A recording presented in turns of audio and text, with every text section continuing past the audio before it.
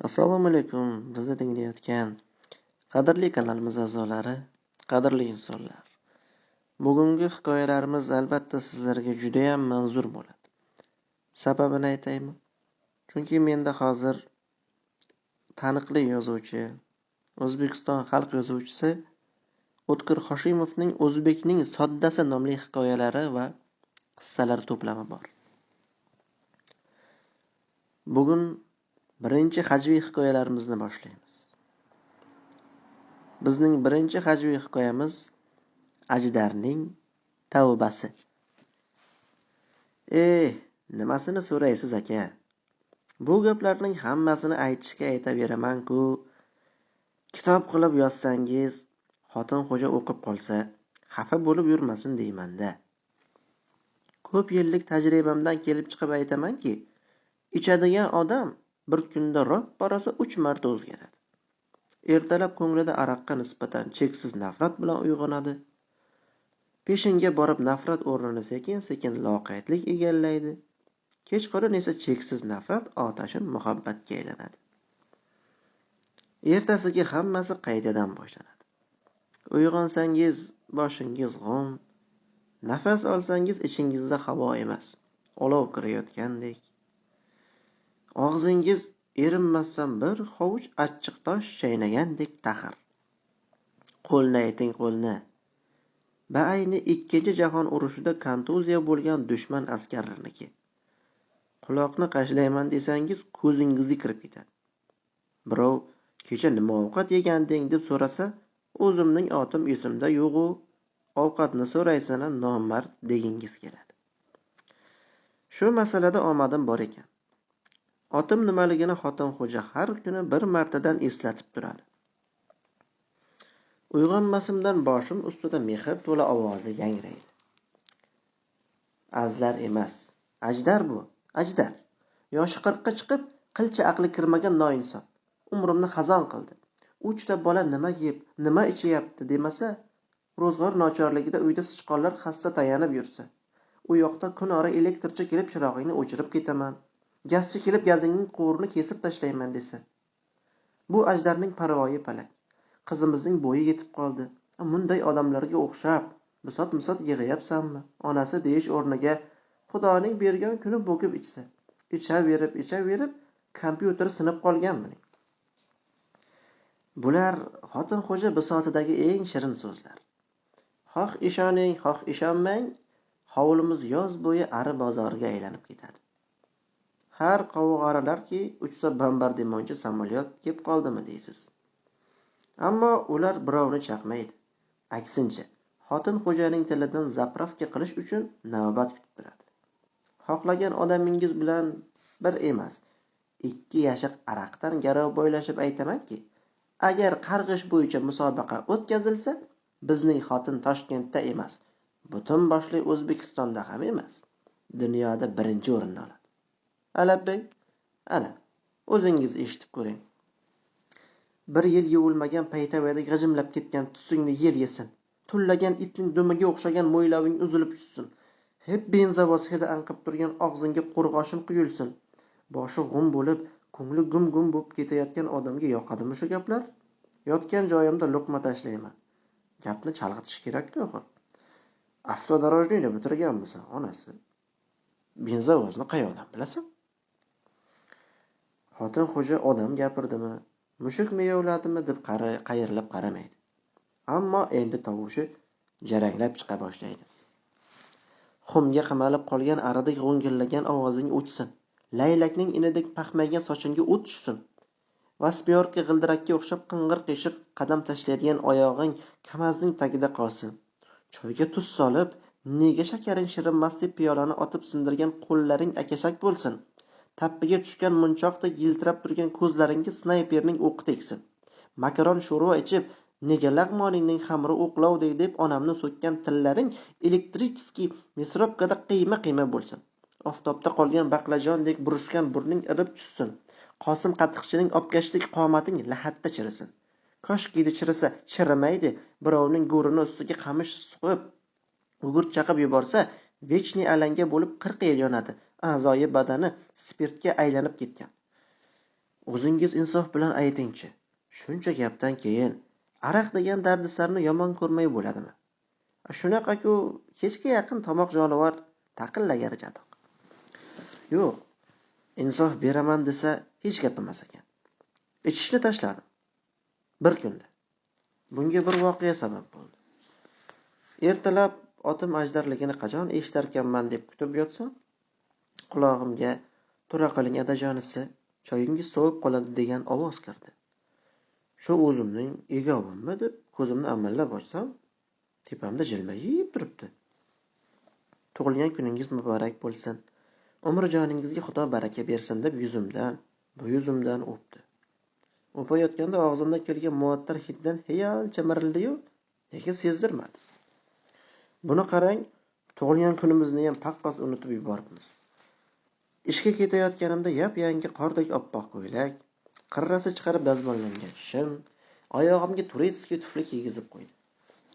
Faqat ko'cha eshikka yetganimda adajonisi, aqalli shu bugun ichmang, ertaroq kelib, bolalaringiz bilan yayrab o'tiring, oshtamlab qo'yaman dedi. O'zimning niyatim ham shu edi-ku-ya. Xira ulfatlar tug'ilgan kuningda yuvmaysanmi degandan keyin qayoqqa qochasiz? O'zimning niyatim ham shu edi-ku-ya. U yog'i o'zingizga ma'lum. Bir boshlandimi, tormoz ishlamay qoladi. Buni qarangki, avtobus bekatida bitta xotin tuxum sotayotgan ekan. Har kuni quymoq yesa kerak. O'zining yuzi ham hafsala bilan yuvilgan tuxumdek yiltirab turibdi. Xotin xo'janing oldiga quruq bormaslikka bahona topilganidan xursand bo'ldim. Bir reshotga tuxum oldim. 30 ta bo'larkan. Olishga oldim-u, qandoq ko'tarib ketishga hayronman. Reshotga deganini 2 qo'llab ko'tarish kerak ekan. 2 qo'lim band bo'lsa, oyoq jonivor xotin xo'ja aytgandek vasmiyorka g'ildirakka o'xshab chalkashib ketayotgan bo'lsa, avtobusga qandoq chiqaman-u, qaysi yo'l bilan nimani ushlab turaman? Tuxumchi xotin eslikkina ekan. Tuxumlarni salaban xaltachaga solib berdi. Ehtiyot qiling deb tayinlab ham qo'ydi. Avtobus kelganini bilaman, minda bo'lib ketgan avtobusga orqa eshikdan bir amallab kirganim ham esimda. U yog'i nima bo'lgani yodimda yo'q. Bir mahal hamma yoq qiy-chuv bo'lib ketdi. O'rislar cho'rt-po'rt degan, o'zbek xotinlar xurmachaga siqqanicha ichsang o'lasanmi deb chinqirgan, mo'ylovi menikidan ham qalin bir yigit yoqamdan oldi. La'nati shtangachimi? Nima bo'la? Har bo'lagi choynakdek keladi. Chipta sotuvchi ekanini keyin bildim. Hamma yoqni rasvo qilding-ku, ahmoq dedi bu kirib. Bunday razm solsam, avtobusning old tomonidagilar pres bo'lib ketgan. Men turgan tomon bo'm-bo'sh. Singan xom tuxumning hidi g'alatiroq bo'lishini o'shanda bildim. Bunaqa is qayerdan kelyapti deb qarasam, xotin xo'ja sovg'a qilgan ko'ylak, qirrasi chiqarib dazmollangan shim, oqish sarg'ish shilimshiqqa belangan. Nima bo'lganini shunda tushundim. Xullas, tiqilinch avtobusga eson-omon chiqqanman. Keyin issiq eritganmi, boshqami, turgan joyimda pinakka ketganman. Qo'limdagi yuk og'irlik qilgan chog'i xuddi to'rva ko'tarayotgandek salapan xaltachani yelkamdan oshirib orqaga tashlaganman. Tuxumlar sharaq-shuruq qilib singan, po'chog'i salapan xaltani yirtgan. Keyin 30 ta tuxum butuni-yu sinig'i aralash-quralash bo'lib avval belimga, undan boldirga, keyin yerga tushgan. Yap-yangi ko'ylakshim tuxumning muborak kokteyliga belangan. Oyoq bossam turetskiy tuflim sho'loq qiladi. Eng yomoni atrofimda turganlar ham quymoqdan benasib qolmabdi. Salkam 50 kishi avtobusning old tomoniga qochib, bir-biriga qapishib qolgani shundan ekan.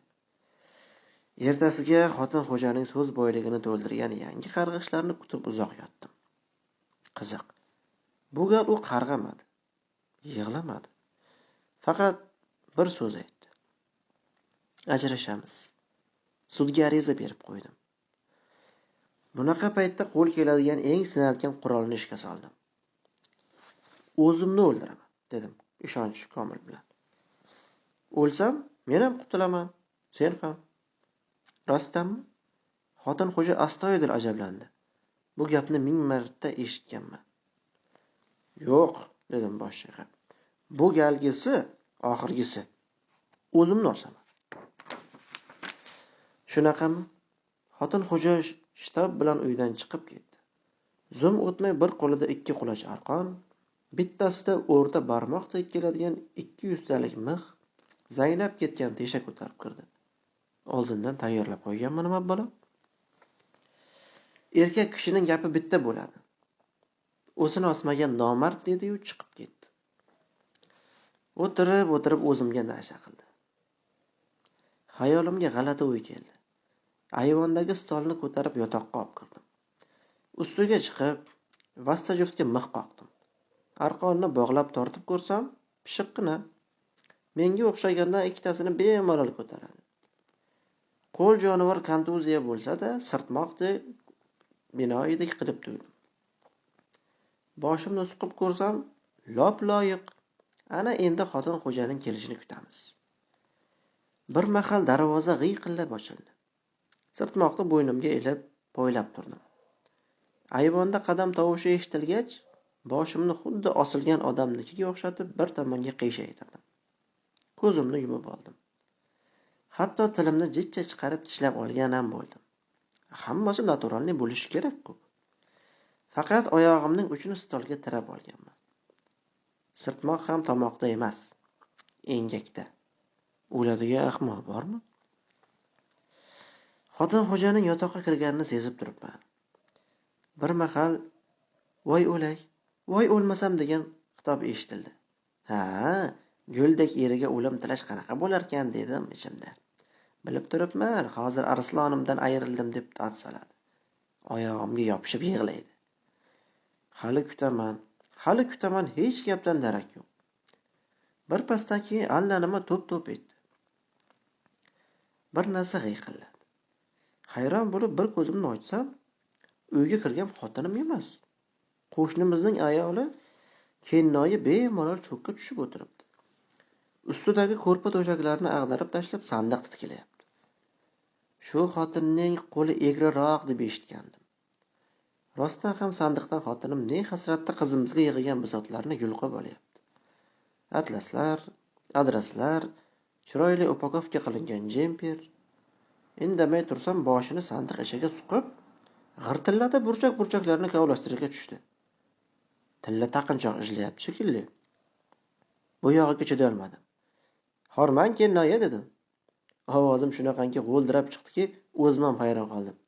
Jashilib yubordingiz-ku dedim. Kennoyi sandiqdan boshini chiqarib men tomonga qaradi. Ko'zi ola-kula bo'lib ketdi. Hozir dodlab qochib qoladi deb tursam, dodlamadi ham, qochmadi ham. Faqat ichidan g'iyq etgan sado chiqdi. Keyin iyagi bir tomonga qiyshaygancha yana 2 marta g'iyq dedi-da, yonboshiga ag'darildi. Qo'rqib ketdim. Sirtmoqni bo'ynimdan olib tashlab sakrab yerga tushdim.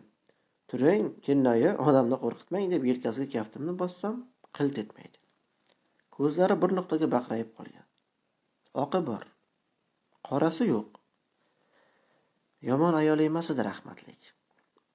Ma'rakasining bir chetini ko'tarishib yuborishga to'g'ri keldi. Nima qilsa ham ko'zdek qo'shni. O'shandan beri butilka degan makruhni uyga yo'latmayman. Mineral suv olsak ham bakalashkaligidan olamiz. Yaqinda qizimizni uzatdik. Xotin xo'jani aytmaysizmi?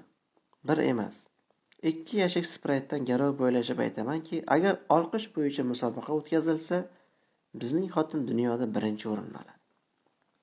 Ana, o'zingiz eshitib ko'ring. Nur yog'ilib turgan yuzlaringizdan aylanay. Daryolarda suzib yurgan qunduzdek qop-qora mo'ylovingizni qurboni bo'lib ketay.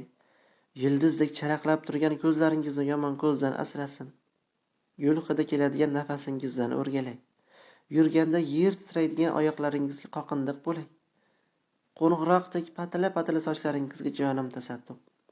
Chinordek bo'ylaringizga bo'ytumor. Ichishni tashlasangiz, siz ham xotindan shunaqa gaplar eshitasiz. Ana do'stlar, hikoyamiz ham o'z nihoyasiga yetdi. Iltimos, befarq bo'lmang. Keyingi hikoyani siz tanlang. Men albatta o'qib beraman. Hikoyamizga albatta like bosing va o'zgalarga ulashishdan hech qachon to'xtamang. Hurmat bilan, ADMIN.